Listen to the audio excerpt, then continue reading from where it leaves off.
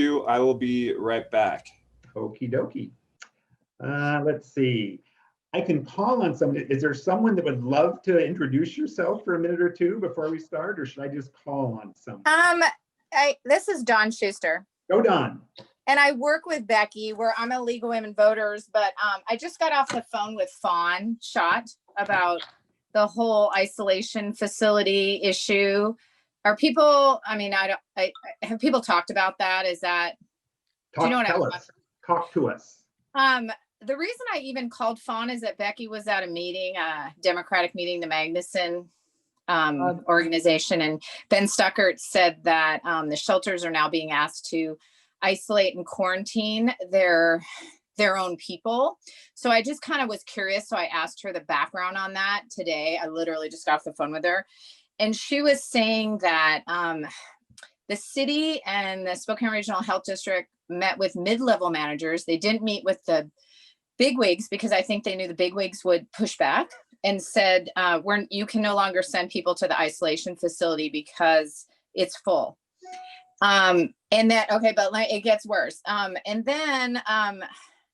So then at one point she had a whole bunch of people at Hope House that she thought had symptoms that might have had it. They ended up not having it, but they called the Spokane Regional Health District and they said, we can't take them, even to isolate like before they're tested or whatever. So you have to keep them there.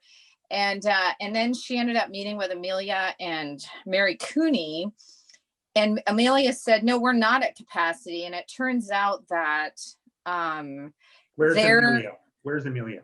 Oh, Amelia is the Spokane Regional Health Officer, right? Okay. The one who fired Lutz. Oh, okay. Oh, right. She's the administrator. She's the administrator. Yes. Yes. Oh, yeah. Yeah. I said, yeah, she's not the health officer. You're right, Becky. What isolation place is not at capacity? I guess there's two, and I forget where they were. There's Immaculate Heart, and then there's a motel. And she said that one of them is at 60 and one of them is at 40 when she really looked into it, but that they want to keep them open for, and I don't want to misspeak because maybe they didn't want them there because these people weren't even tested. They weren't COVID positive. So maybe at that point, that's why they didn't want they had literally had like more than a dozen people who they were tested who actually ended up being negative. But in the meantime, they kind of wanted to like take them there in case they were positive, and they were like, no, you can't, not in our backyard, you can't be here. And then she met with Mary and Amelia, and Amelia said, no, they're not full. Why would they have said that to you? And then when they kind of dug deeper, they said, well, we kind of want to keep them up for the general population. So I said, I wanted to clarify. I go, so are you telling me that they're making those isolation facilities, they're putting a priority on the general population over people experiencing homelessness? And Fawn said, kind of sounds like that, where that's it does sound like that. Yeah. And then, then the final thing is that, she said that when she met with some people, some city employees, that they were saying that after December 31st, that they have no more care funding I'm looking at my notes, that's why I'm looking down.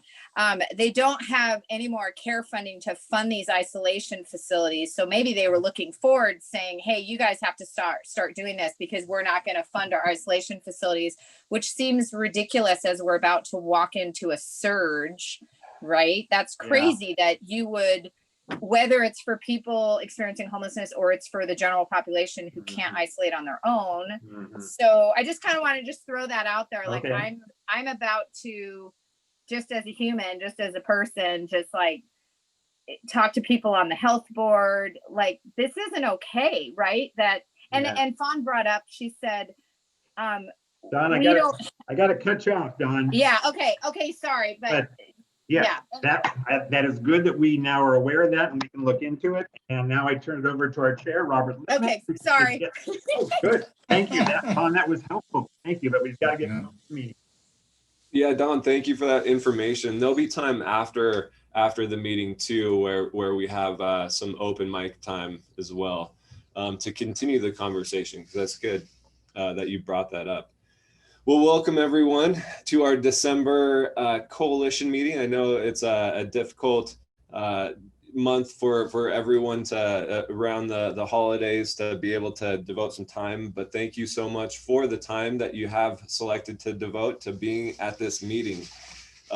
If you are not on this meeting, it will be available. It will be posted on our website after this.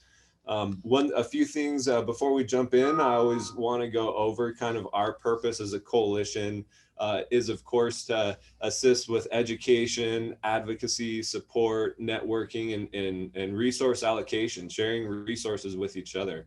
That's kind of where this group really thrives, is utilizing each other in a way that we can produce the best benefits and supportive services available to our community.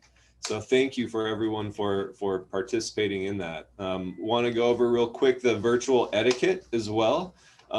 Just want to remind everyone to keep your microphones muted. So go ahead and check that. Make sure those are muted for any potential background noise. And then also the chat box will be open. So I'll be kind of looking at the chat box as best I can. And Barry, fill me in if I'm missing someone's question.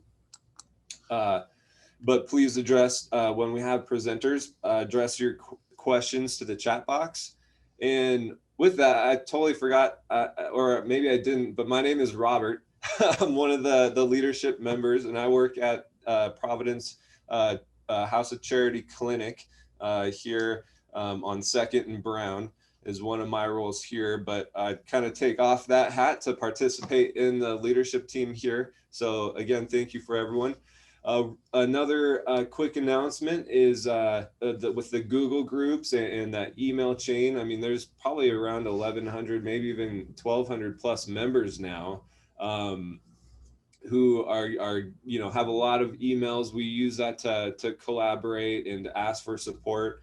It is good to let the email thread go a little bit ways so we can know the outcome of situations. Is always good for review. But again, it's a form to dispense information, encourage, and not criticize each other. And we want to use that as a platform to collaborate. So definitely keep that in mind. The Spokane, these past few months, I've been throwing out that the leadership elections, if there was anyone interested in that, I don't believe that we've heard anything. So the half term of the media and administrative support leadership will be transitioning into the new year and continue on with that. But if you are still interested in serving on the Spokane Homeless Coalition leadership, please reach out. On the bottom of the agenda are our contacts if you want to reach out to us. So please do. Moving on, we have the pit count update. We're still kind of waiting for a presentation of some sort to be released well, we're approaching January, so I guess it would be last year's point in time count. But we're still waiting for that, and hopefully we'll get some clarity when that will become available. You guys will be the first ones to know. I believe it's accessible on the city website, if I'm not mistaken. The information, but it's always nice to have a virtual presentation set up for someone to go over that information, because it's a lot. And then now we have, is Bridget Cannon available or on the line here? Yes, I am. Awesome, Bridget. Well, thank you for taking time. You want to give us a quick kind of update about kind of Volunteers of America and kind of your role too? Sure. I'm the Senior Vice President in charge of the youth services. Probably the youth service that most people know of is Crosswalk, which is our under 18 shelter. And so what we are doing currently, Hope House our new Hope House is being built over on 3rd, where the old Lenny's was. I think most people are probably pretty familiar with it. For the new Hope House, we're going to have the capacity to shelter 100 women, which is vastly increased from the 40 that the current or the old Hope House used to be able to shelter. We will also have 60 apartments for permanent supportive housing for women. Sadly, the one thing I would like to say is Hope House, really the funding that it has received from the city and other places really is only going to be able to support 60 beds. So there's a chance we may not be at full capacity right away unless we do some additional finding of funds. I'm just going by the agenda here. For Crosswalk, we are planning on building what we call Crosswalk 2.0. That will hopefully open either late 2022 or 2023, early 2023. It will be located outside of the city, the downtown core. When we first started talking about building a new building for Crosswalk and moving it, the first people we consulted were the young people who woke up in the shelter every morning. And the first thing they said to us, and it was pretty much unanimous and across the board, not downtown. And when I asked them why not downtown, and they said, if you don't want us doing drugs, don't have us next to the drug dealers. Wisdom from our young people. So we found a location and we now have purchased that location, which is on Mission, and I think it's called Green at that point, over by SCC. I just call the street with 5 names because I can never figure out what it's called depending upon where you are on the street. But it's pretty much catty corner to SCC, which is phenomenal. We've partnered with them in the past. We continue to partner with them. Access to GED programs, post-secondary, all kinds of certification programs. It's going to have the traditional crosswalk shelter on the first floor. And then hopefully on the second floor, we're going to build what's considered a transitional housing / continuous stay shelter for 16 to 20-year-olds. But that really is not about the shelter. It's really about, it's going to be an education / employment program with stable housing as a foundation piece, kind of set up like dorm rooms.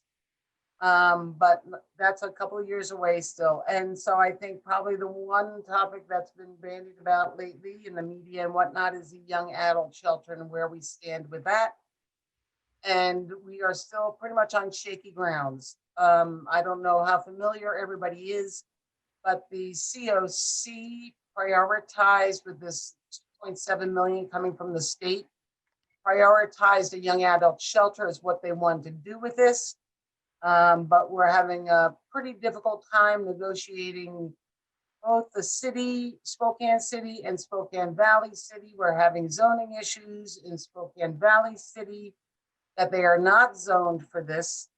And so just trying to find a location, and Mayor Woodward has said, you can't be in the city of Spokane. And she wasn't just referring to the core, she referred to the entire city. So if we can't be in Spokane Valley City and we can't be in the Spokane City, we're just wondering where we can be. Yeah. And that's really, I'm trying to make it as brief as possible. So that way, if anybody has any questions, and that's kind of where we are right now. We're floating around. We don't have a place. The money technically is supposed to be, the shelter technically is supposed to be open by the end of December. The city is applying for an extension, but if we don't have a plan, it's hard to kind of file for an extension. And right now we don't really have a plan, a coordinated plan. Yeah. Well, thank you, Bridget, for that update. I understand there's probably a lot of questions that people have or more information that they want to hear. But I mean, that's a potential future coalition meeting. Now, real quick, going back to the Hope House, as much as I miss Lena's Thai food restaurant there, so you said that there's 60 beds. What's the potential capacity of that? For the shelter, it's built for 100 beds. Okay. But the funding right now would only be able to sustain 60 of those beds. Okay, perfect. Thank you for that update. Mm-hmm. Now, do we have a Brenda Schreiber on the line? Hello, everybody. Good morning. Did I pronounce that right? You did. Thank Okay. you. Good. Brenda, can you, I know I briefly, gave a reflection on your name last meeting, but can you give us kind of an intro in your role as you've taken on this new position with the city? Sure. So my name is Brenda Schreiber. I came from Eastern Washington University. I was the director of continuing education, summer session, running start, and college in the high school. And so I am very new to this role as homeless programs manager. So I am just really getting into it, learning about it. So my role kind of is varied, and right now I'm just really learning, and that's really exciting part of me. I am a lifelong learner coming actually from the higher ed field. So that's kind of exciting to me, learning this new role. So I'm working with the COC board, learning the COC system, learning about the shelters.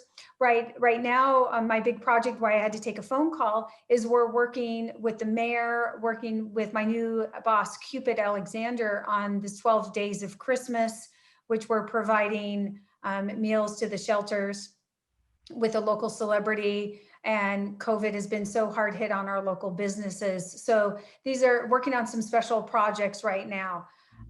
So actually, I'm just really excited to meet all of you and get more in depth, get to know you each a little bit better in your roles within the community and what you all do. Well, perfect. Thank you. Thank you for that information. And Robert, can I jump in for a second? Go ahead, Barry. She mentioned Cupid Alexander. He was invited this morning, but he had a conflict, but he is looking forward to joining us next month for our meeting. So we'll get introduction from Cupid. A very interesting and high energy guy. So tune in. Yes, he is. Very, very nice guy. Awesome.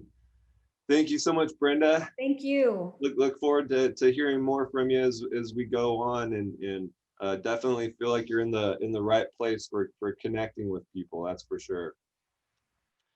So now before we jump into the reflection and the story of Brooke, I want to just kind of leave the mic open. I love leaving the mic open, the virtual stage for a little kudos, basically, as far as if there was a moment of collaboration that really hit home and you felt like it was good and you want to just give a little praise to an organization or a person.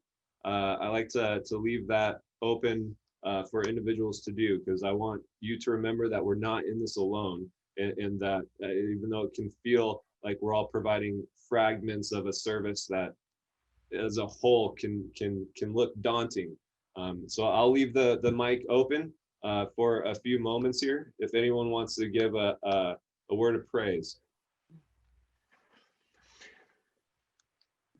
Yeah, I'd very much like to shout out some praise to Julie Garcia with Jules Helping Hands has stepped up as the Guardians are working to get our shelter, serving the guests.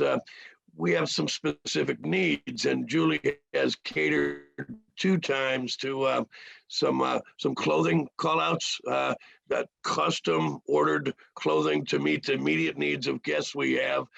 She did this on the fly, along with her lead man, Ken Crary, contacted us last minute with putting Pastor Shane from Northwest Bible Church in Meade onto our shelter. He wanted to come down. They came down and served one of the finest Thanksgiving meals I've seen served. Pouring it in with love and families and kids, and it was just a gracious, collaborative outpouring.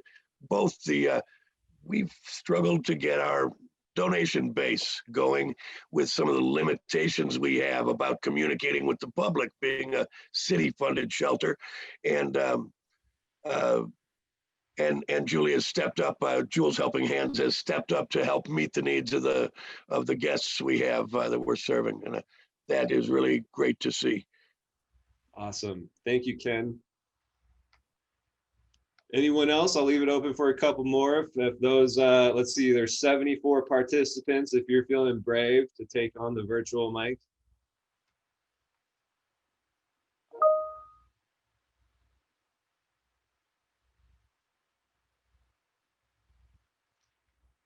Going once. Hey, Robert, this is Dina at House of Charity.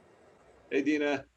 Hello, everyone. I want to give a special shout out to Hope House and to the Cannon Shelter. They really, really helped us out in a big time of need when we experienced our COVID outbreak 2 weeks ago. We had to, on the fly, juggle services around and needed to find an immediate place to sleep our women that we serve every night. And they both stepped up and we were able to find a warm, safe place for our women. So I really thank them. We couldn't have done it without them. And we're excited that we get to resume sleeping women as of tonight. Yes, awesome. Thank you so much, Dina, and thank you, Hope House and Guardians Cannon Shelter. I'll leave it open for one more if there's one more brave person out there. And the praise can't be for Chick-fil-A. I know it just opened and people are going nuts, but this is different. Going once. I got one. Okay, go ahead, Julie. Hi, I want to thank the men's UGM for their participation in our Thanksgiving meal. Also, Feed Thy Neighbor. Between those two, Meals on Wheels, Feed Thy Neighbor, and men's UGM, they serve 250 Thanksgiving meals. Wow, that is awesome. That's so many meals. That awesome, way to go. Thank you so much, Julie, and thank you, UGM, for if you're on the line. Thanks for that participation in that. Hey, Robert, do you see the comments in the chat too? There's a couple of kudos out there that I think need to be called out. Let's see here. We got one from Don Galipsy from SSVF. My mic is not working. Shout out to Street Medicine. They helped vet with severe frostbite. Awesome. Thank you so much, Street Medicine.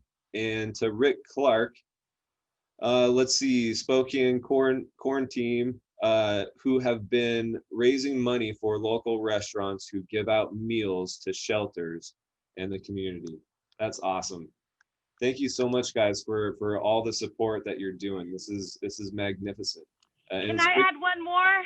Yeah, go ahead, Amber.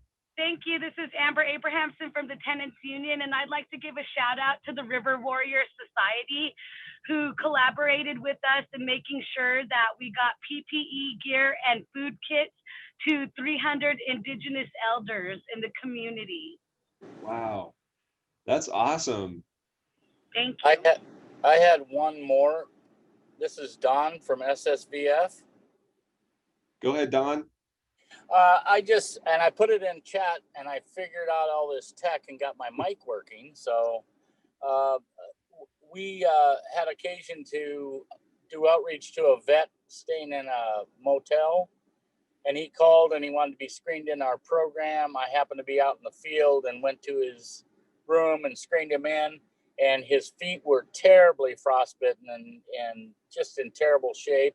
And I was able to call Dr. Luis Marquez with the Street Medicine, and they came out, managed to get him to the hospital, and I haven't been able to check up with him since, but Street Medicine has been really just a great partner with us. Yeah, that's awesome. Thank you, Don.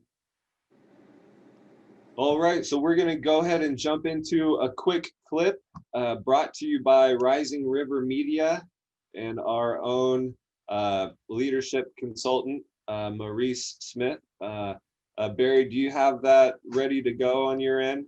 I do. Awesome. And just to give you, it's a 13-minute clip, but I'm going to edit it down to just the first minute, which kind of sets it up, and then the last 3 or 4 minutes. So just to give you a sense, and it kind of goes along with Don's shout out for Street Medicine. Here we go.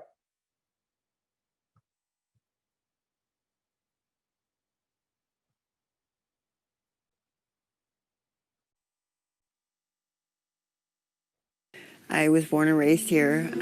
Birthday's coming up November 9th. I'll be 41. I became homeless 2007. I was 7 months pregnant with one of my oldest sons. At the time, I resided with my mother. We shared my grandparents' house, who had both passed away. My mom put me out. We were all doing drugs. I was pregnant, like I said, with one of my oldest sons. She threw me out the day before Thanksgiving, 2007. And I've been homeless. I've been homeless on and off ever since. I've had a place. I felt like I was on, like, it was weird, like dead bone. I was trying to maneuver on dead bone. And it turns out I have neuropathy in my feet because of this. And tell me about your feet. They amputated some of your toes. I have no toes. I have half of both of my big toes, but the rest of them are just barely stubs. That's all the result of coming up on 3 winters ago now. Frostbite. Hypothermia and frostbite. You're a very strong and brave woman. You need to know that. I cannot imagine going through what you have been through. And it takes a great deal of courage to sit in front of a camera and let a stranger ask you to recount those experiences. And I'm truly sorry for the pain that you have been through. But you are amazing, strong, and courageous. And you're amazing. Thank you. I wouldn't want to see anybody else go through that. The pain of frostbite. Oh, man. And I know why they call it frostbite, because the marks that it leaves, it literally looks like an evil bite. An evil bite.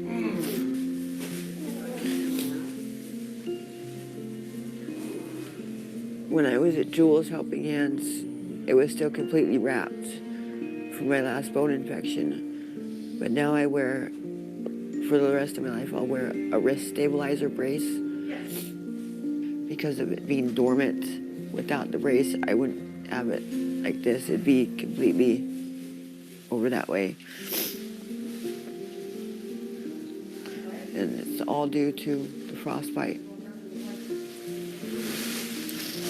Thank you for telling your story.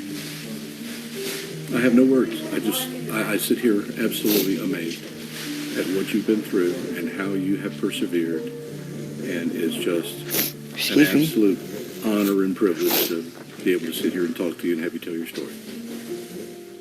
I feel fortunate to be inside. I'm the fortunate one. I'm fortunate to know you. Thank you, brother. Thank you.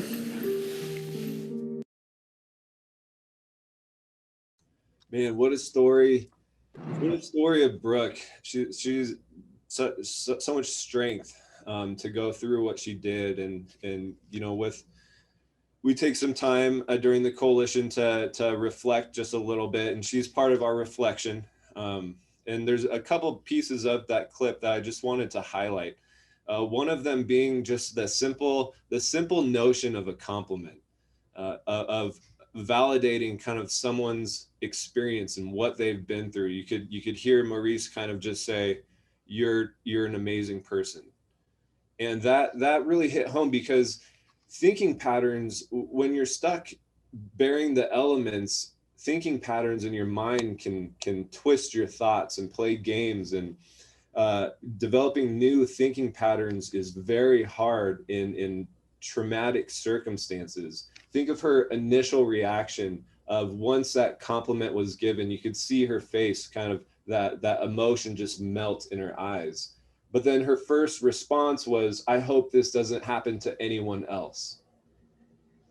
I mean, that's so selfless. And it's a thinking pattern, though, that has to be reinforced. We're all kind of serving up in frontline capacity or potential frontline capacity, or maybe you're just here getting education. But one reflection I have is, be patient with yourself. When you're explaining this and giving encouragement and compliments to to individuals. Remember to be patient with yourself. Don't expect to change your mind overnight. It's impossible. Persistence is the key to successfully renewing the mind. So keep on going. Keep on being persistent with just giving kudos and love and praise to these people who have to bear the elements day in and day out. But that one compliment can just melt a heart, and it's amazing. It's amazing to see. So thank you, Maurice, for putting that together. Definitely encouraged and motivated to, and I heard great things from that as well, as far as the collaboration with getting resources connected with her and things like of that nature, just from a simple video clip. So thank you so much for putting that together. So Maurice, if you have any compliments before we or comments before we move on to the presenters, I'll give you a couple minutes if you want, or you can pass. Me? Pass up an opportunity to 2 talk? minutes. 2 minutes. Just real quickly, Brooke is still on the street. In fact, after our meeting is over this morning, I'm heading downtown. I think I know where she is. And my goal is to find her today and get her off the street and see if we can get her up to the City Church Warming Center and reconnect her with services. It's very difficult to connect with services when you're living under a gazebo. And so that's my mission today, is to go out and find Brooke and reconnect with her and hopefully get her into shelter before the day is over. So I would appreciate your thoughts and prayers on that. I just like I don't just make documentaries. My problem is I fall in love with these people and can't let go. So this morning is my morning of not letting go. I need to go out and find her. So. And we'll post Brooke's full interview on the coalition website, if that's okay, so that others can connect with Brooke as well. She's an amazing person. Yes. Thank you, Maurice, for that information. And I encourage all of you to take a look at that full video. Be sure you have a box of Kleenex next to you when you go through it. Okay, so these past couple months, as we transition into the presenters, we have had some awesome conversation about the ordinances, the no camping, the no sit and lie. And today we're kind of wrapping that up and transitioning to kind of what the leadership team discusses, where we want to head into 2021 and just erase 2020 from our minds and forget about it. But there are some things that have come from it that that we can glean from. But today we're going to be wrapping up that conversation about the sit and lie, no camping. And we thought, who else better than Sergeant Hartman to kind of talk to us about, he plays a significant role specifically with this population. Sergeant Hartman, are you with us on the line? I am. Can you hear me okay? I can hear you wonderfully. Thank you, Sergeant Hartman, for being here and participating in our coalition. I know your schedule is busy, so we'll just get right into it. Can you give us a kind of a brief description of your role as a sergeant, and then also how you serve our community members who are experiencing homelessness? Sure. My name is Jason Hartman. I'm a sergeant with the Spokane Police Department. I've been with the department almost 29 years. I live inside Spokane with my wife and 5 kids, so I'm vested in the community and trying to make it better. I've been at the downtown precinct for the last 3.5 years. Part of my duties are supervising the 10 neighborhood resource officers who are assigned to the downtown core to deal with. We deal with a variety of issues, but some of it's interaction with folks that are homeless, people, street kids, crime issues, working with businesses, and a variety of things. We tend to work more in daytime into the early evening hours with the officers we've been allotted. So we do enforce like the sit and lie ordinances and some of the other things like that. But our overall mission is to, if people are having issues, to get them in line with community court. We staff community court weekly. Typically I'm at community court conversing with the prosecutors, the judge, and the defense attorneys. Oftentimes I'll bring up somebody that, hey, we're having repeated contacts with somebody. Can you focus on this individual and try coax, force, however, to get them into services, whether that's treatment, into housing or other things like that. I frequently work with Bob Peeler. We have close contacts in the past, with Hope House and House of Charity and a lot of the other outreach groups and service providers downtown, as well as Frontier Behavioral Health. Yeah. So I'm not sure what else, any. So anyway, so just to relate to you from the law enforcement end of thing, we definitely are open to alternatives to enforcement. It's not necessarily our first choice. If people can get, we're all for second, third, and fourth chances, but we have more. Where it seems like many in your group, we have kind of a singular focus. We have a wide-ranging focus. We're trying to keep the homeless population safe because they're often victimized.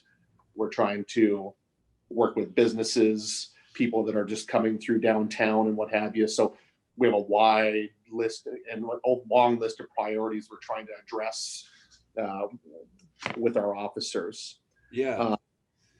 As far as the sit and lie, to give you some perspective, pretty much almost exclusively, it's my 10 officers downtown that are doing the enforcement on that. As far as sending citations to community court for that, I will let you know that I think I went back and pulled some stats. In 2018, I think there was 170 citations given. 2019, 143. And this year with COVID and a lot of the restrictions in courts shutting down and things like that, I think we've only done 83 in 11 months. So the vast majority of our contacts are more education, trying to coax people along, warnings, and and if we do issue one, it's oftentimes because of repeated contacts where people are refusing to kind of cooperate, or maybe targeting an area where maybe business owners or people that live downtown are having a lot of issues. So like I said, we're very judicious in the use of that, and then we work with the community court to try to get whatever issues are going on fixed to hopefully address that. Right. And personally, I'll relate. Maybe people don't think about this, but police officers, we have families too. Just in my own family, I've got a brother-in-law that's suffers with alcoholism and mental health issues. A sister-in-law that's been through NA and got her life back on track. So I don't think we're unsympathetic to some of the issues folks deal with in their life. And like I said, we want them to succeed. So, yeah. Thank you for that, Jason. Now, so October, we got education about the ordinance from the community court and from the city, and we got education about the pod crew. November, we had education about community court and behavioral health responses with Jay Kernkamp. But with that education, does the SPD have education with working with special populations such as this, as far as a training on how to approach a situation, or do you just primarily divert to like Jay Kernkamp and those type of situations, no. but specifically just approaching a homeless individual? So all of our officers within probably the first year or so, this year is a little weird with COVID. Basically, we go through 40 hours of crisis intervention training, dealing with people in crisis, recognizing some of the signs of mental illness. Basically, we have our Frontier Behavioral Health and other psychologists or psychiatrists come and give that training. In addition, many of our officers have another 40-hour course of, enhanced CIT, where we go through motivational interviewing. It's a tool to help us basically talk to some people in crisis and get them, try to help them get where they want to go. So we do have a lot of training, and just on the job training. If you're an officer at the department, you typically start on a patrol. You're working 20 hours across the whole spectrum, 24/7, weekends, holidays, and stuff like that. We frequently deal with people that are dealing with addiction issues, mental health issues, or just in crisis, domestic violence and what have you. So you have a lot of on-the-job training and exposure to these, and hopefully that you helps you as far as your communication skills and making wise choices and be able to relate with those folks. Are there any behavior patterns with enforcement that you see, or ways that with serving this population, any behavior patterns that you specifically notice that may be a way for us frontline workers? I mean, you have the mic here to give us information about how we can support you in your efforts. I know you're engaged with a lot of community partnerships like Community Court and those of all those partnerships who attend that system. But is there any patterns that you're seeing where on our end we can address those patterns with those people we serve? I'm not sure. I'm not sure about patterns, but one thing I encourage, especially working with Community Court and the service providers, occasionally, this is not a criticism, but just something to consider from the police point of view, is once again that wider focus, to where I'm of the opinion that if downtown businesses don't succeed and people don't want to live downtown, that's going to make it harder on this population. If downtown dies on the vine, that a lot of the things that fund services, the city and other entities and stuff like that, that's going to become harder for you guys and for this population. And some of the other things to consider, one of the dynamics downtown, just the viaducts we deal with between Division and Maple. You know, the city of Spokane tries to encourage pedestrian traffic, bicycle traffic. The only way you can go north-south through downtown is through those viaducts. So one of the reasons we go out with a litter crew 3 days a week, the downtown partnership during the warmer months will spray and sanitize those.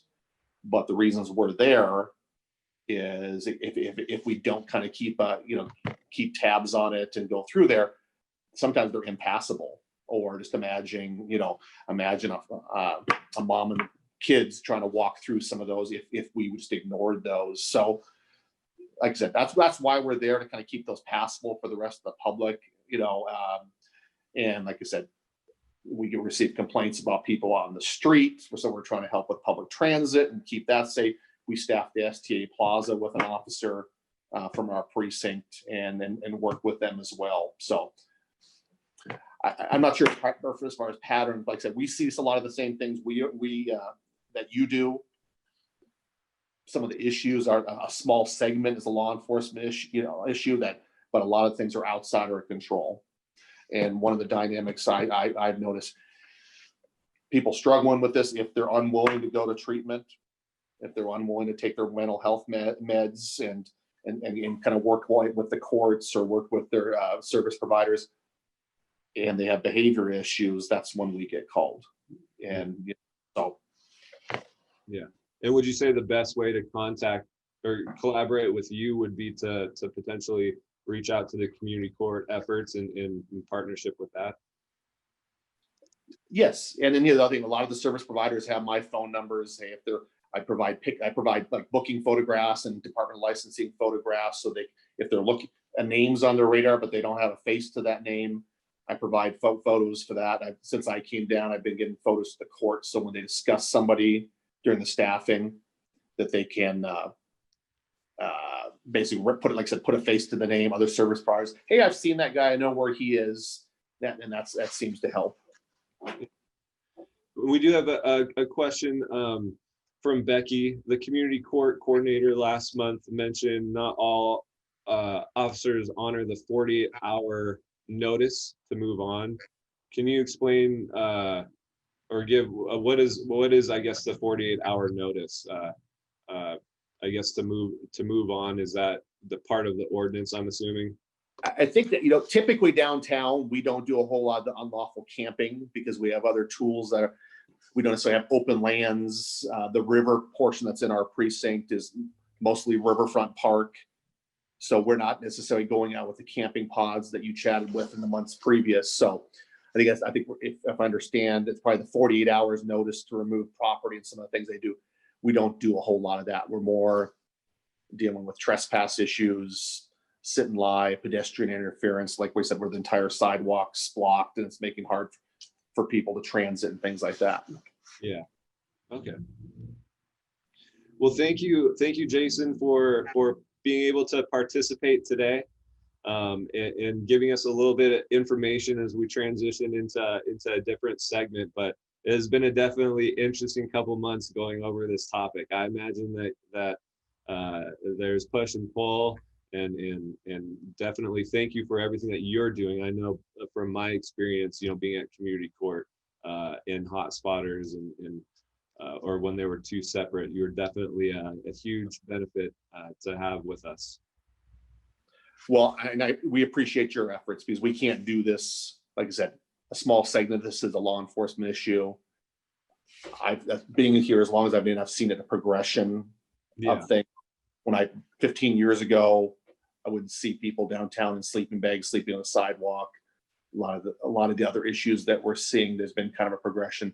So we need your help as well. We want to continue to collaborate with service providers, the court, and what have you, and we support your efforts. Yeah. But thank you. You're welcome. And I'll let you know that there may be some other comments or anything in the chat box. Just keep an eye out if you have time. I'll hang around for a little bit longer. Okay. But I'm gonna go ahead and mute now. Thank you, Jason.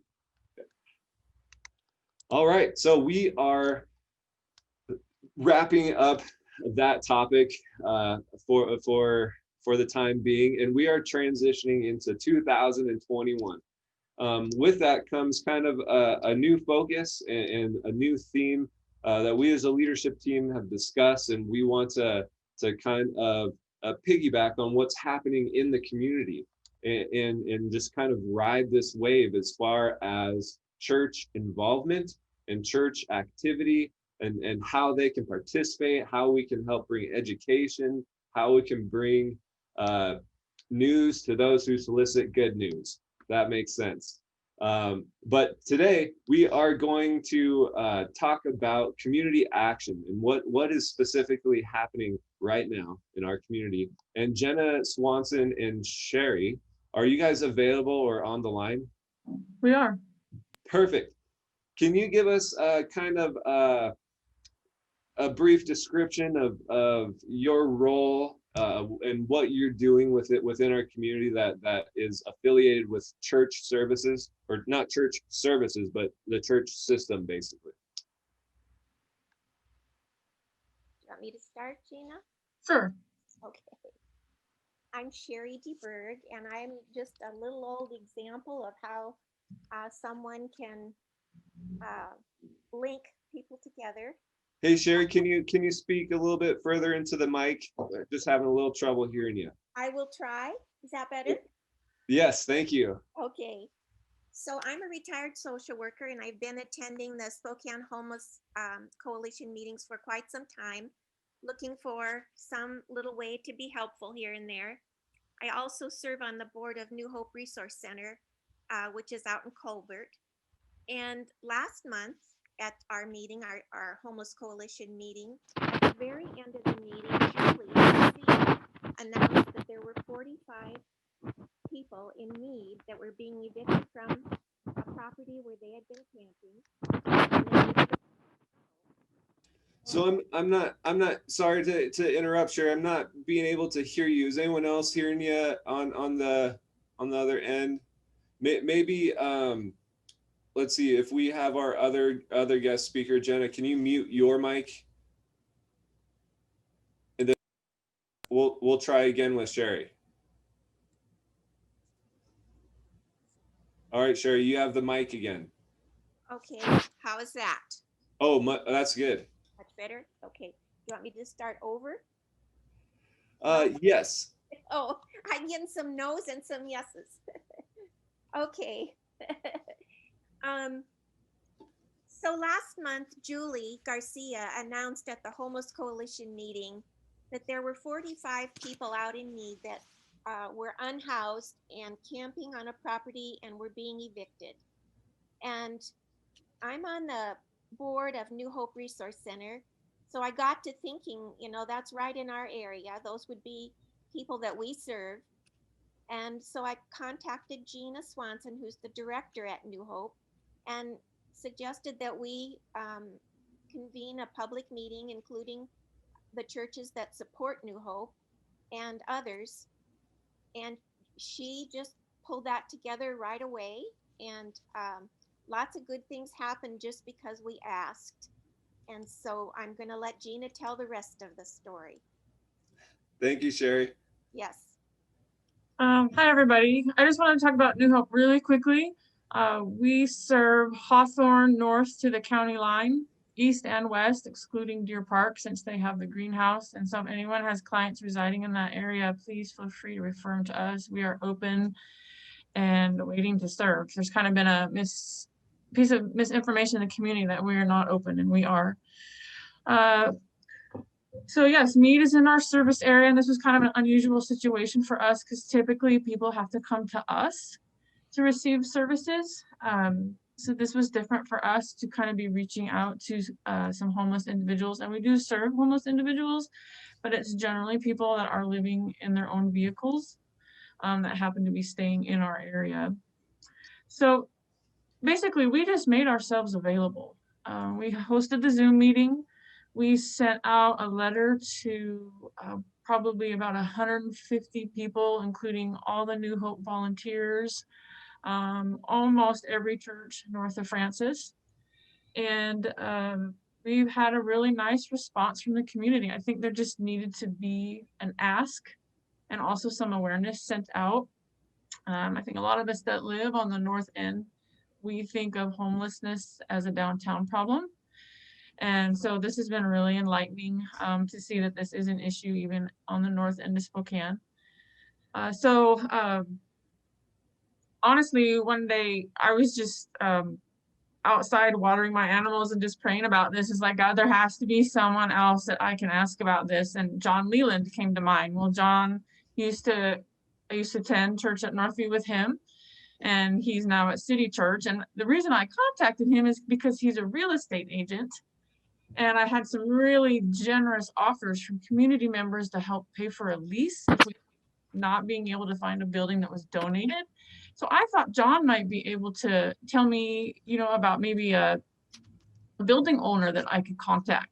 So I sent John an email, and 5 minutes later, he called me and he said, my church wants to do this. I've already talked to my pastor. And to me, that was amazing. And so then additionally, our client services coordinator, Leslie, she got up and spoke at her church, St. Joseph's Parish.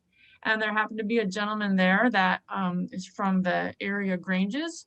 And so we have also, I'm not sure it's going to work out because of the location, but we have located a second facility that is located on West Wild Rose, which is technically kind of the very south boundary of Deer Park. So that might be another possibility. And we are just gathering clothing donations from the community. We have had some financial donations come in through New Hope that have been designated specifically for this Mead group for wherever they're sheltered. And that's kind of been a little snippet of our role. Yeah, and you said it started off as like a simple ask, right? Right. And so what do you feel like? And that's just all you said. Everything north of most of the churches north of Division. Well, technically our service area is north of Hawthorne, but in the letter I sent out, I did a little cyber stalking of church websites and included the bigger churches that were like north of Francis. Yeah, north of Francis, not north. Yeah. Yeah. I mean, Mead is an area that a lot of the people in this area relate to. Maybe they went to school there or whatever. So to have this issue with 45 people, on our home territory, I think it really struck a chord with a lot of people. Yeah, and in a time of year as we're still in 2020, and a lot of churches may be looking at different ways to church, basically different ways to engage in ministry. What do you feel like with this specific population? You mentioned it being a simple ask, but what do you think is the either the hesitation or is it lack of education? Like, what's been the biggest feedback since you sending out that email that you're receiving for those who are wanting to engage that way? Well, I think initially I was hoping that more churches might be able to open up their buildings, but churches are doing what they can right now just to function in some capacity with all the restrictions that have been placed. And then so to have additional people in their buildings right now is really difficult. But I think the biggest factor is just awareness. and being specific in what we ask. When Julie printed the list of what was needed for the City Church Warming Center, donations started to come in of exactly those items. So people like to contribute, but they also like to contribute to something specific. So their money, they know their money is going to something, it's actually going to the people. Right. Rather than to like a larger organization setting, but they're seeing basically the resources they provide in motion. Right. Yes. Okay. Awesome. That is great news. And how do you see kind of this I guess progressing in the future? What would you like to see as far as churches and how they participate in this type of ministry? What do you feel like it would be the best approach, or what do you see would be beneficial? I think the biggest thing is just to keep the issue at the forefront with our local pastors and church bodies. And then, you know, on occasion, so the best response I've gotten is for items and cash donations. So from time to time, if we would like to send out notices to churches and say, hey, these are the things that we need right now, I think we would be able to get those items. And I feel too strong over time, there will be more spaces that become available. It takes a while for people to process this and to think through all the repercussions and how to actually do that. And it was just amazing that City Church, they just stepped up and did it instantly. It was amazing. Yeah.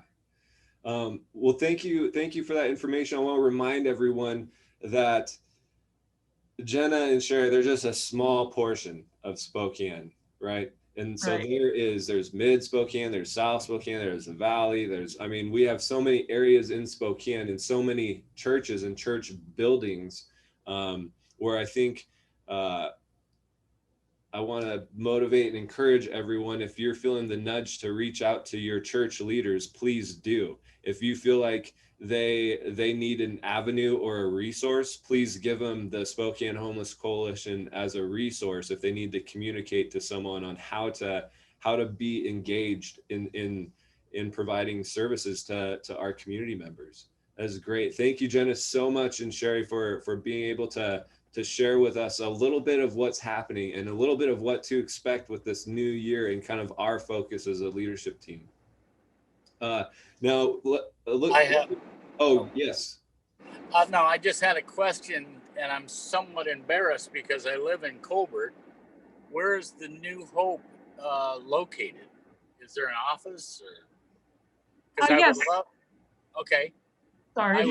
I would love to drop off some specific resources for veterans through the SSVF program.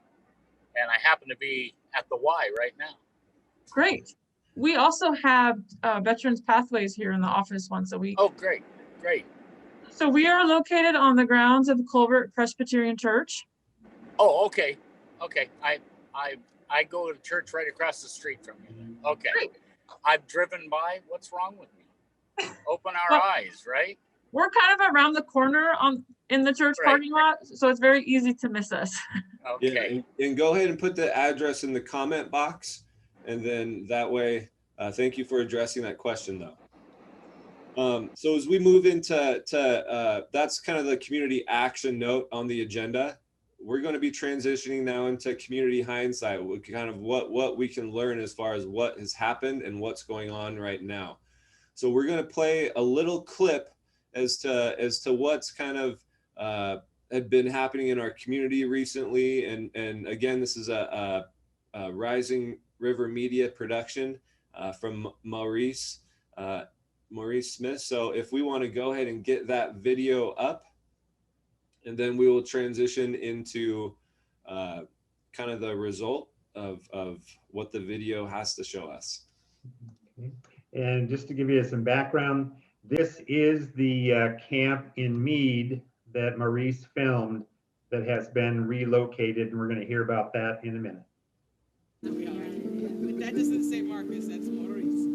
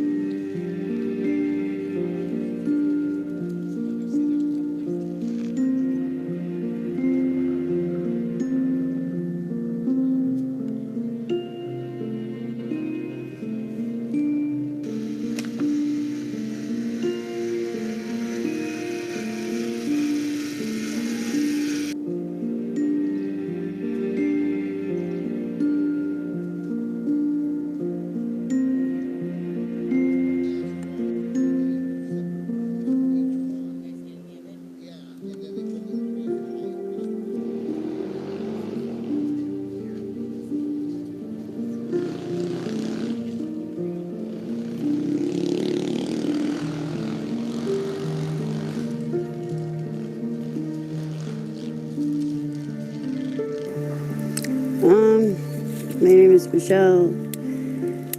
I live here, I'm going to say we're on the farm at a homeless camp. I went to college, have a social services and chemical dependency degree, graduated with 3.78.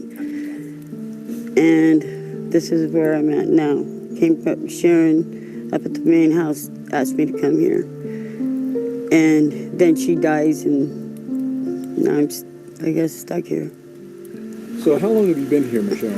Actually, I moved in about before 2000, and I went back home about 2004 because my mom had cancer, and then she passed in 2006, and then 2012 I moved back, and I've been homeless out ever since.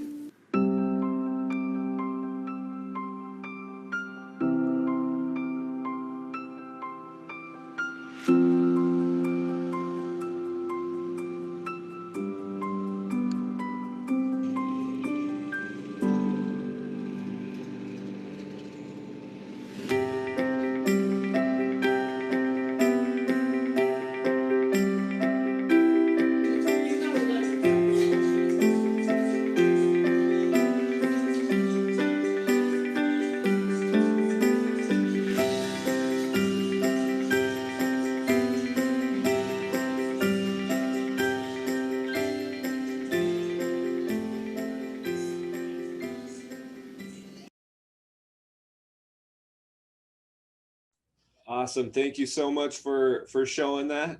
And so as far as we see that in hindsight, you know, everything that happened at the Meade camp, but as a result, I understand we have a couple guest speakers. Julie, you want to introduce our guest speaker from City Church? Yes, I would like to introduce Caleb, the teaching pastor from City Church. Caleb, are you on the line? Yes, I am here. I'm actually here with Jason Krause, our administrative pastor. We're both here. We're the two full-time staff at City Church, and thankful to be on with you guys, and really thankful for Julie and her team at Jules Helping Hands, and just this opportunity to be able to serve, to get people to put their faith in action and get in contact with, you know, loving people always takes lives more than it takes resources. And so, but there has to be life on life application. So we're just excited to be able to get in and start serving and just loving on some people in a very practical way. Thank you. Thank you so much for one, opening your doors, but also, you know, we have a lot of participants, you know, 11 or 1,200 plus members on our email chain. And then we get, you know, anywhere from 60 to 100 participants in this meeting specifically. And not all of them kind of have a church background or affiliation with a church. But as we as a coalition transition into kind of putting more emphasis and collaboration with churches, how do you feel like a lot of these workers can be a resource and a supplement to churches to provide support? So I think a lot of the people in the various fields that, as I've been listening here, and I've been to a couple of the meetings in the past when they were still live at the Gathering House, I think a lot of people in the church are just like a lot of people in the community. They don't understand where the resources are and how they can help. And so I think what happens is people want to get out and help. They want to touch other people's lives. They want to serve people, love people, but they don't necessarily know where they can go to either get training, to get help, or to come alongside other organizations already doing that. And so I think honestly is just helping if organizations would be willing to come in and just ask churches to come be the hands and feet of Jesus, in the sense that just come help us do what we're already doing, give us, you know, power through just manpower. A lot of people are looking for ways to serve the community. They don't know where to start. And so I think a lot of these organizations could probably find a lot of willing people willing to come alongside and help them if they were to start reaching out to churches and just asking to see if churches have individuals within their congregations that want to help. I know we've seen actually Jason here, Pastor Jason here works with Cup of Cool Water downtown weekly. has been working with that organization now for 3 years, three and a half years. Yeah. And so, has learned a ton. Maybe you Oh, could yeah, speak a little absolutely. bit to answer the question as well. So the question was what again? I'm sorry. The question was, is as far as how can not everyone shares the same faith or background, as a lot of these churches, we're going to be transitioning as a coalition as far as incorporating churches a lot more, but not everyone in the coalition is affiliated with a church or share the same background as faith. But we're wanting to know how can we participate with these churches in providing support, or what do you feel is like the biggest barrier for accessing resources like all of these frontline workers who are on the line right now? How can we support churches or even reach out to churches to see if they want to engage? Yeah, that's a hard question to answer. I think a lot of it is, and I think even what we're seeing in our own community, our own neighborhood here, is helping people. It's just helping people to understand. Maurice, both on a call that we had with our neighborhood council last Friday here at church this past Sunday when they were here to present, stated that nobody wakes up in the morning and saying, what's the worst decision I can make today that will put me out on the streets. Just in my own time in CUP, because obviously everyone on this call knows that homelessness has a very rough stigma to it. And so much of what we see is people want to help until that help ends up being in their own backyard. That's a new term I've heard in the last couple of weeks of not in my backyard.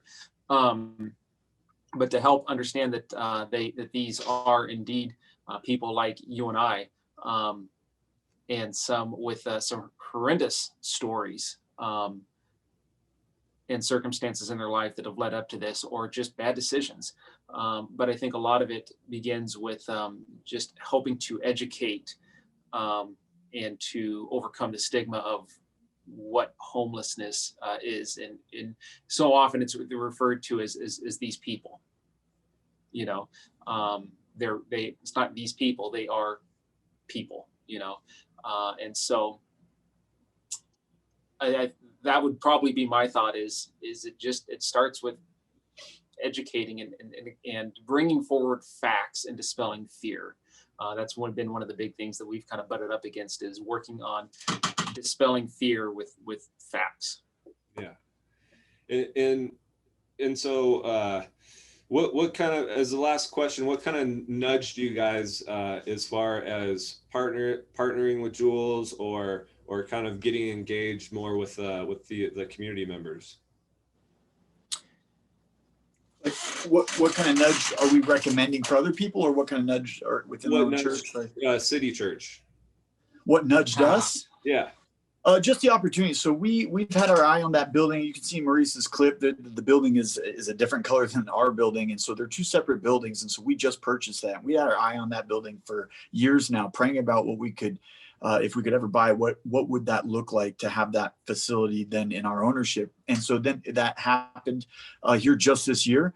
And so we immediately started praying how can we actually impact our community in a positive way? We don't want it to be something just for church members, more things we so often in church, as it is in just American society, we're all looking like what we can get and gain. And so we wanted this to be something that we can give and be a blessing with very distinctly.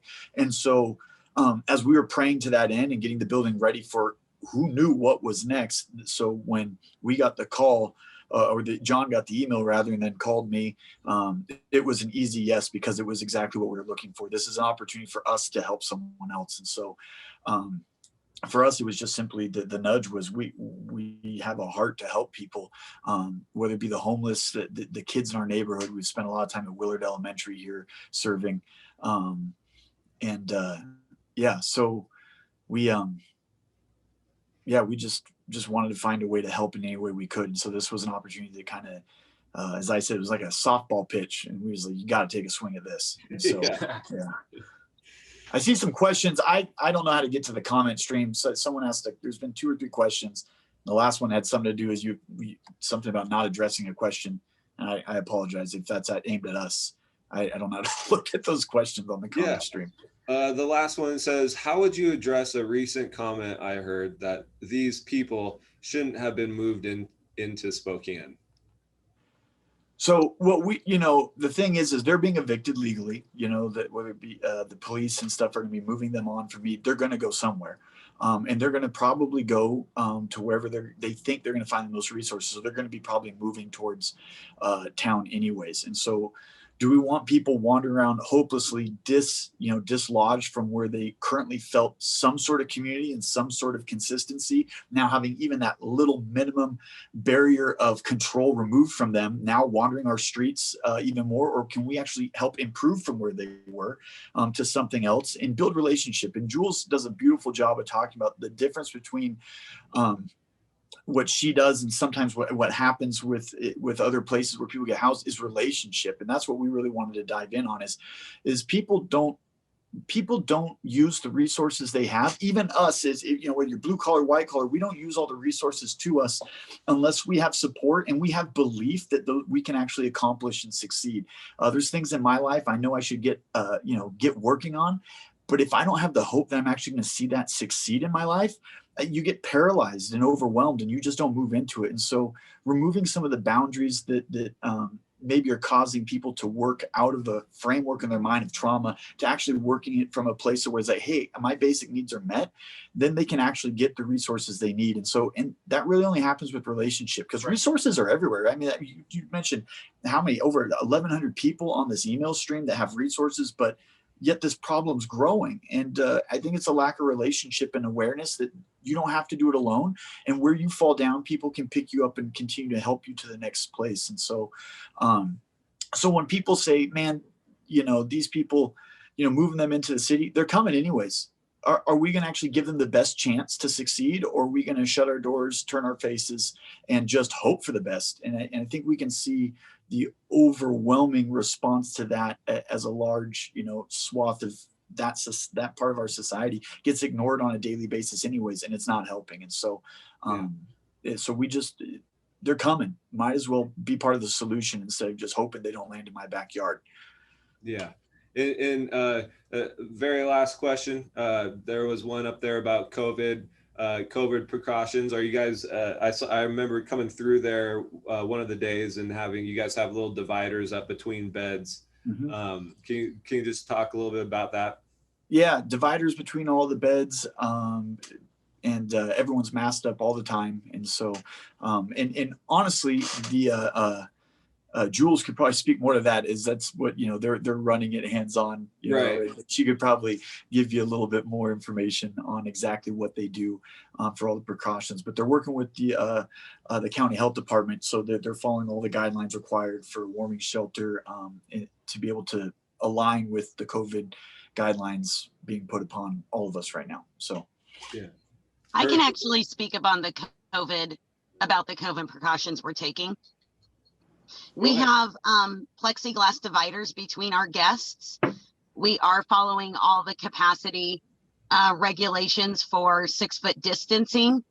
We have our regular screening questions, same as the rest of the shelters every day. Temps are taken at check-in. We do have windows that open during the day. Those windows are open all the way. During the nighttime, they are open halfway so that we are always getting fresh air coming through. Everyone is required to wear a mask except when they're sleeping. That's why we have the plexiglass dividers. We recognize that during the night, people may cough. We don't want them coughing on their neighbor, but we want them to be able to sleep without their mask on. Yeah.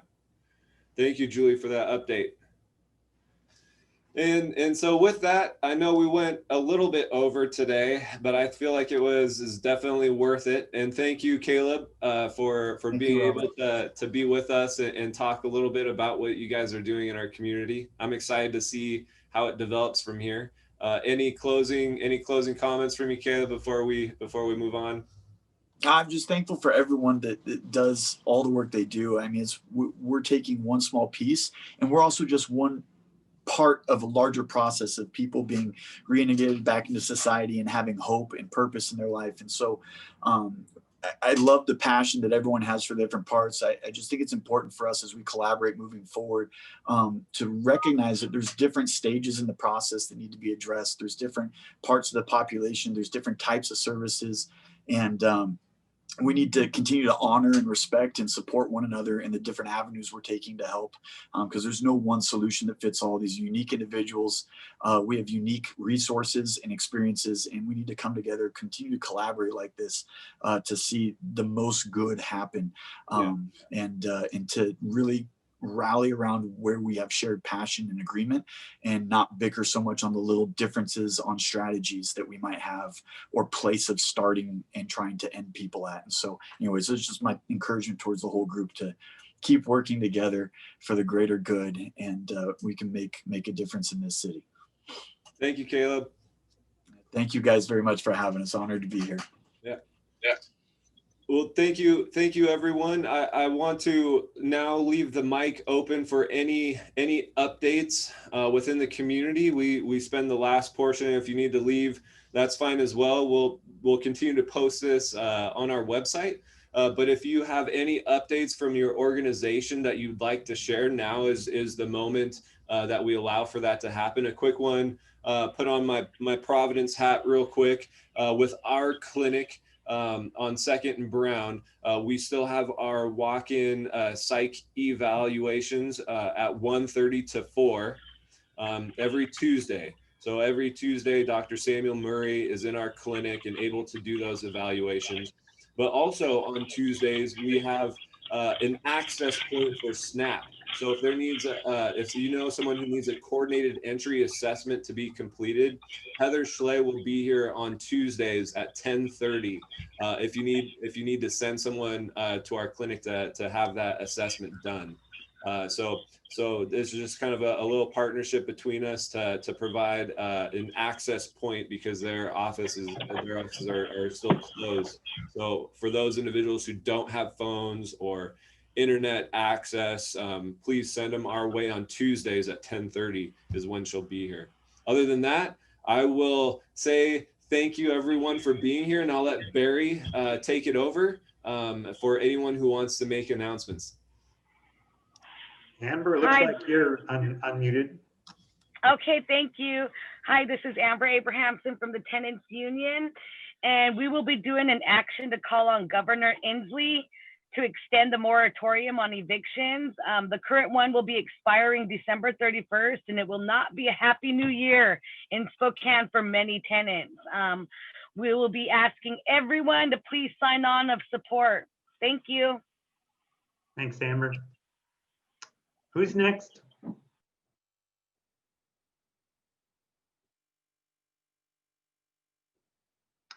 Oh, come on. Every one of you is doing really wonderful stuff. Let's hear about it. I'll go next. Thanks, Sherry. I'm Sherry Ganscano. I am with Spokane Area Tenants United, but a couple of friends of mine have created a brand new group out in the Valley. It is the Spokane Valley Community Advocates. The information is at the top of the chat, because I was one of the first ones in. We want to be a central resource hub for out here in the Valley, because it's very difficult to maneuver where you need to go for what services, because not all things are in the city for us.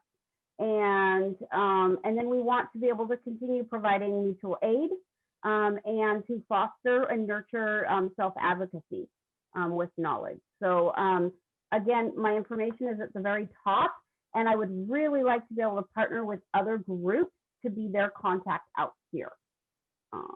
That's it. Launch today. Can you put your information in the chat? I did at the very, very top. I've got my phone number and my email there, because I know we wanted to chat. And this has been being recorded, and the chat is also going to be captured. The chat I could email out to anybody within an hour.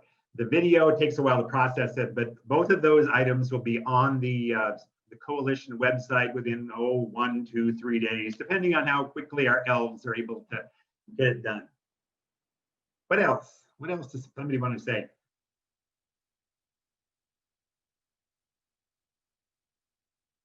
Okay, I'm going to start calling on people then to tell me what you do and why you're here. If you don't just speak up. Oh, now you're going away. Sasha Shilva, who are you? What are you here for? What do you work? What are you doing? Oh, looks like I just lost you. Teresa Micheli, tell me about you. Hello. I love this group. I work for Aging and Long-Term Care of Eastern Washington.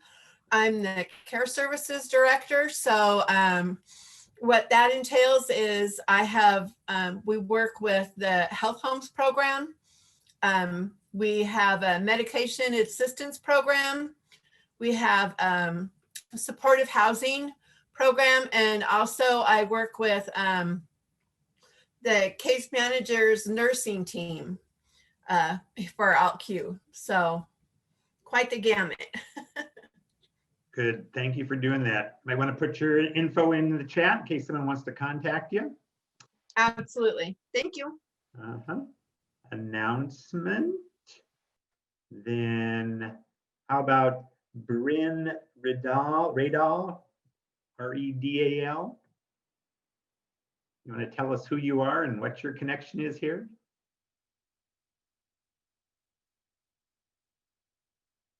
Nope, guess not.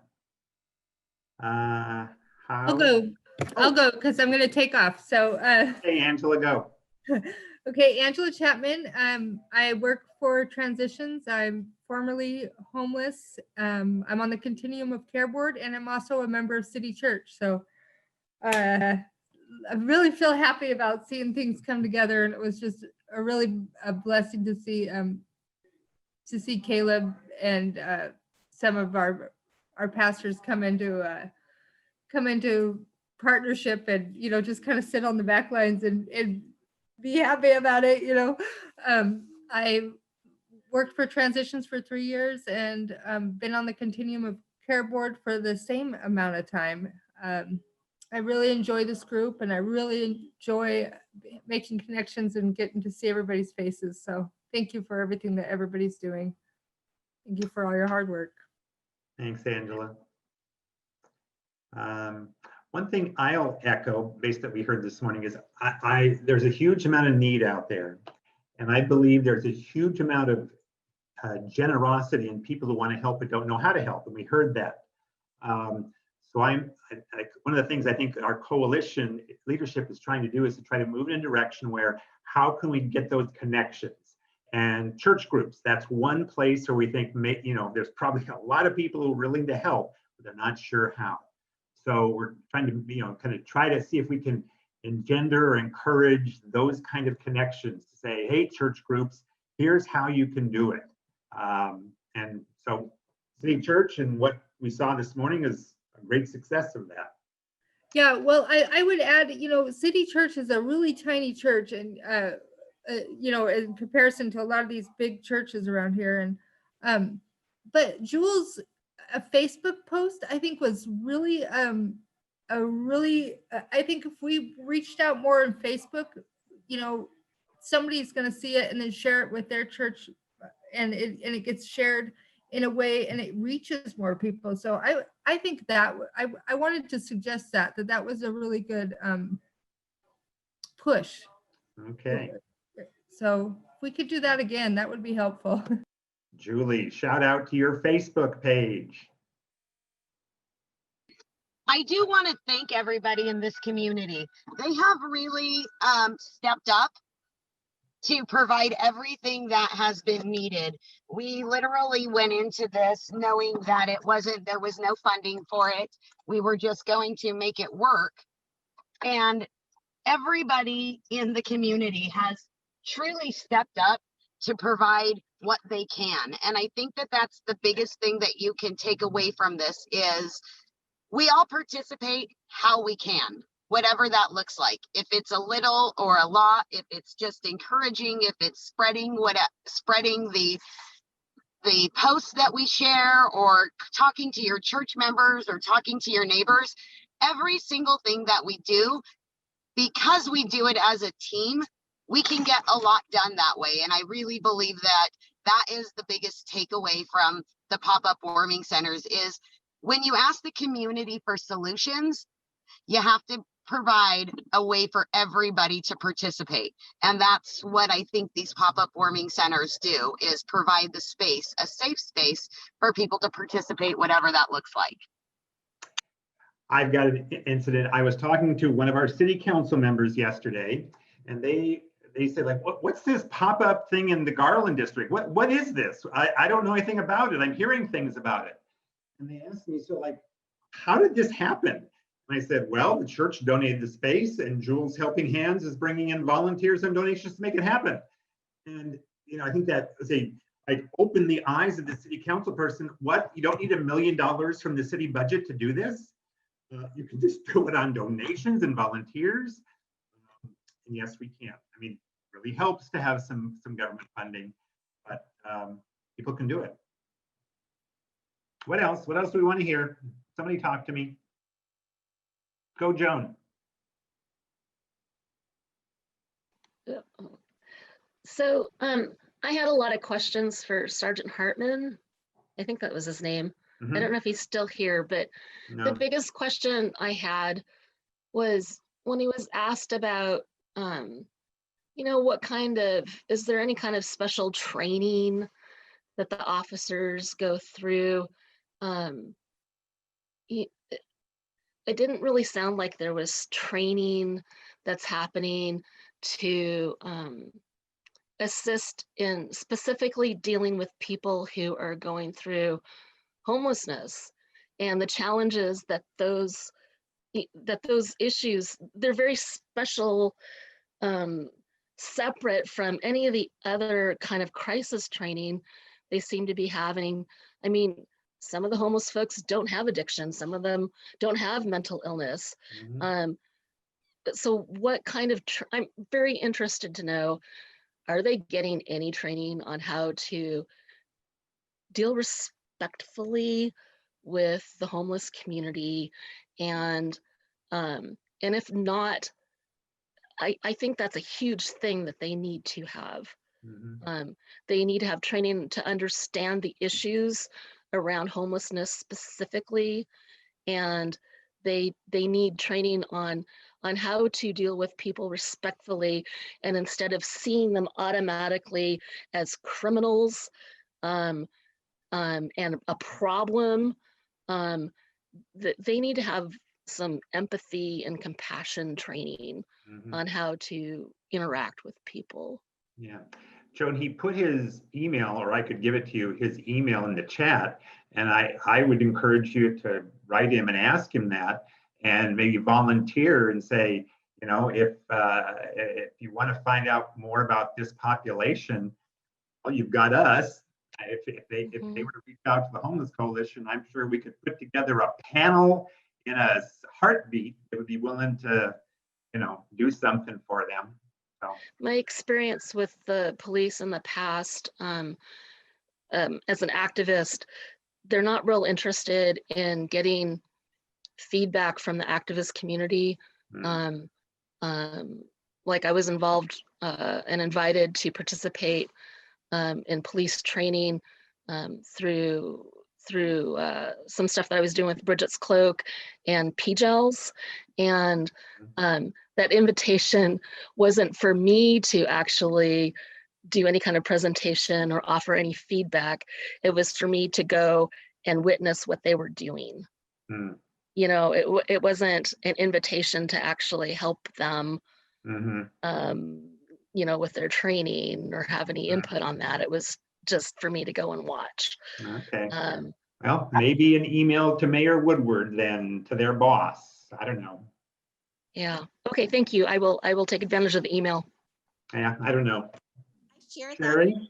Yes, I share that concern, Joan, and especially after a recent video that I saw that Maurice did, where a camp was being swept by the police, and they were saying things to the individuals in the camp that were very shaming, such as if you really didn't want to be homeless, you would have taken care of it by now. And I think they really need some sensitivity training, as well as a lot of other things. If that's the general approach, that may have just been one or two people, but it was, I thought it was dreadful. So my very first experience with the police and homeless outreach happened on the second night that I started doing it in January of 2013.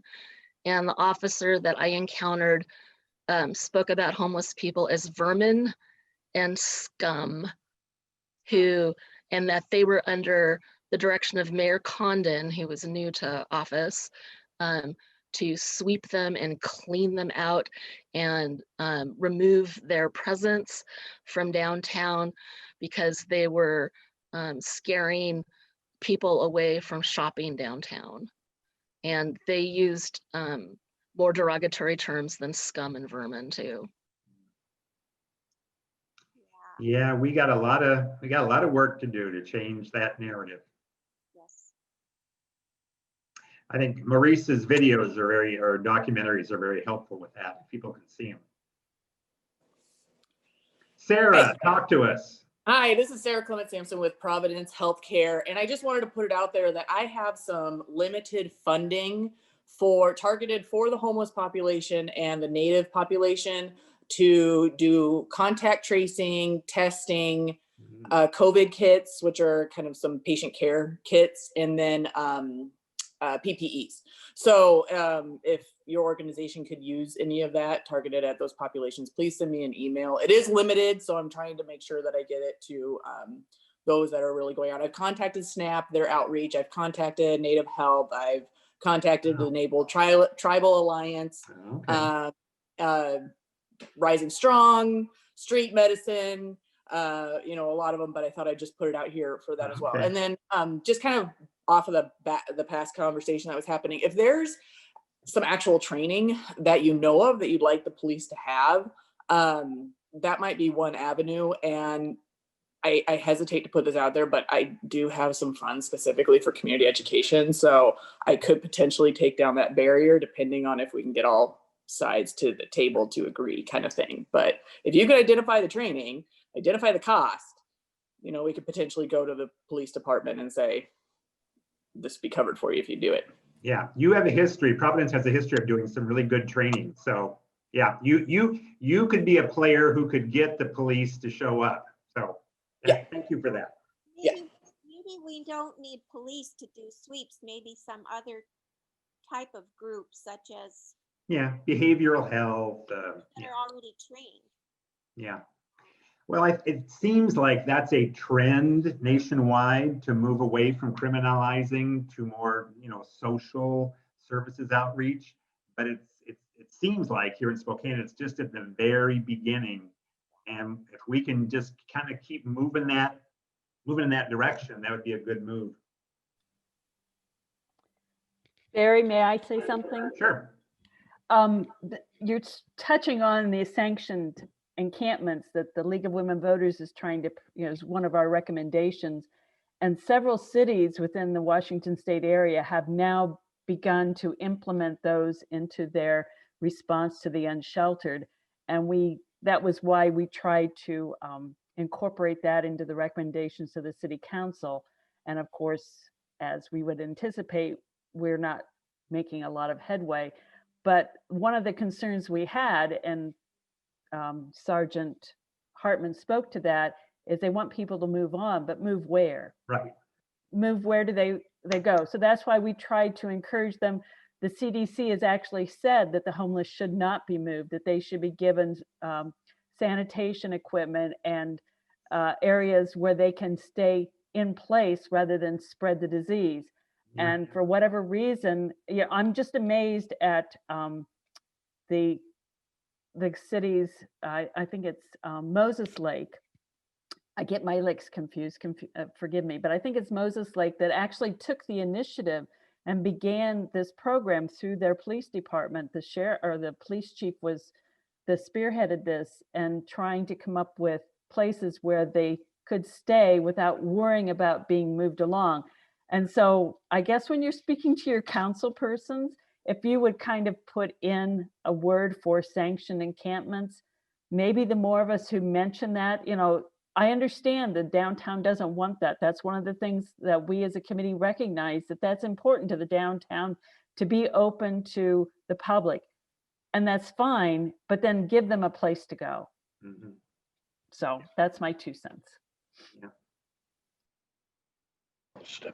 So I just wanted to touch on that as well.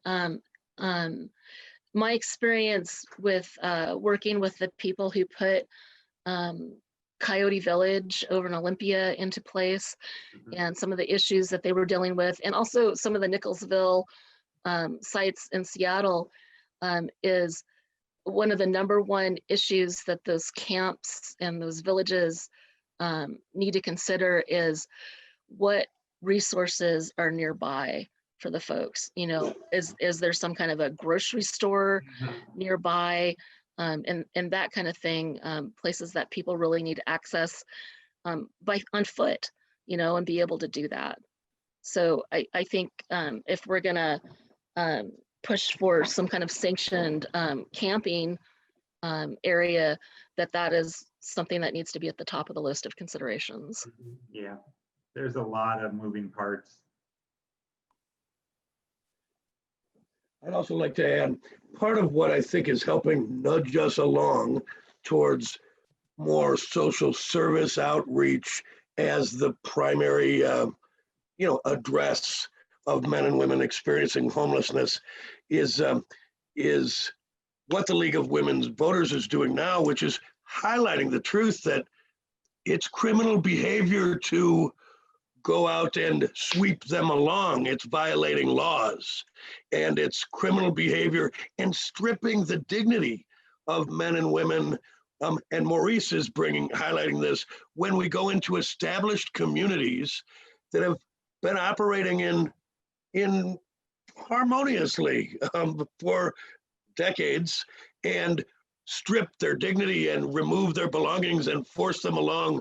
And I surely appreciate the efforts of City Church, of Jules Helping Hands, of League of Women Voters, of Maurice with the documentaries you're doing.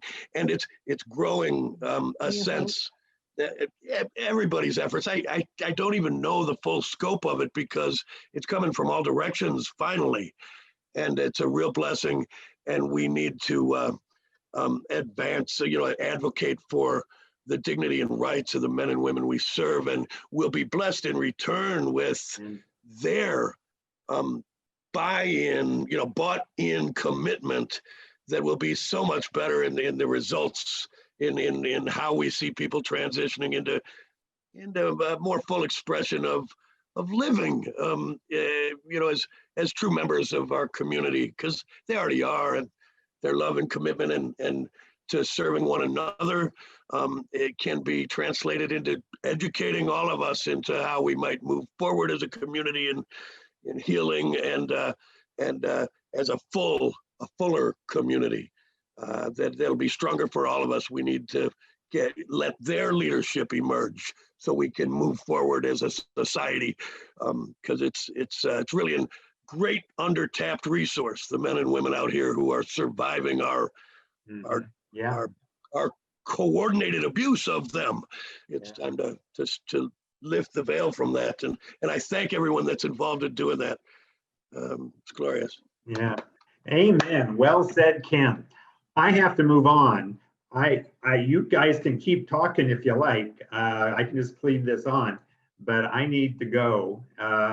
Any last minute thing I can hang around for a minute or two? Anything else anyone wants me to hear? No? Okie doke. Well, then I'll just, I gotta go and you folks can keep talking.